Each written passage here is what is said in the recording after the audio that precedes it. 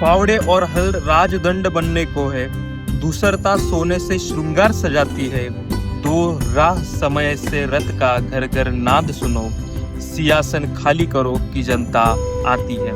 मित्रांनो, रामधारी सिंग दिनकर यांच्या ह्या ओळी आत्ताची जी नेपाळची परिस्थिती आहे त्याच्यावरती तंतोतंत अशा लागू होत आहे. मित्रांनो, नेपाळच्या पंतप्रधानांचा हा पळून जाणारा व्हिडिओ आणि नेपाळच्या वित्तमंत्र्यांचा आणि त्यांच्या उपपंतप्रधानांचा हा तिथल्या आंदोलकांनी त्यांना पळू मारल्याचा व्हिडिओ सोशल मीडियावरती प्रचंड व्हायरल झालाय आणि तो तुम्ही बघितलाच नाही.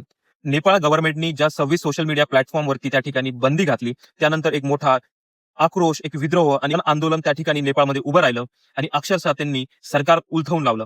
पण मित्रांनो, ज्या सोशल मीडिया प्लॅटफॉर्मवरती बंदी घातली म्हणून सांगितलं जातंय, मीडियामध्ये प्रेडिक्ट करण्याचा प्रयत्न केला तिथल्या सरकारने, पण त्याच्या उलटी परिस्थिती होती. मित्रांनो, गेल्या अनेक वर्षांपासून नेपाळमध्ये भ्रष्टाचार, असमानता, बेरोजगारी अशा सगळ्या प्रश्नांनी मोठा नेपाळचा हा भाग पोखरला होता.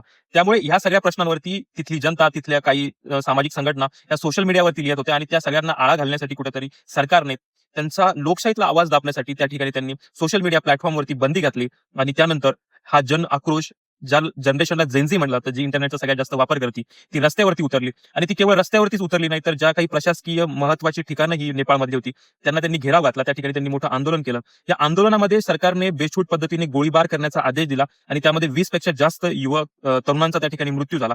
त्यामुळे हे आंदोलन अत्यंत हिंसक बनत गेलं. श्रीलंका असेल, बांगलादेश असेल आणि आता हा तिसरा देश त्या ठिकाणी नेपाळ, ज्यांच्या पंतप्रधानांना आपल्या पदाचा राजीनामा देऊन देश सोडून पळून जावं लागतं. नेपाळमधली परिस्थिती आहे, त्याच्यामध्ये जे आता काठमांडूचे मेयर होते लेन शाह यांचा ह्या आंदोलनाला पाठिंबा होता असं बोललं जाते. ते स्वतः रॅपर, एक गायक, त्यांची मोठी प्रसिद्धी, पॉप्युलरिटी नेपाळ सारख्या देशामध्ये आहे.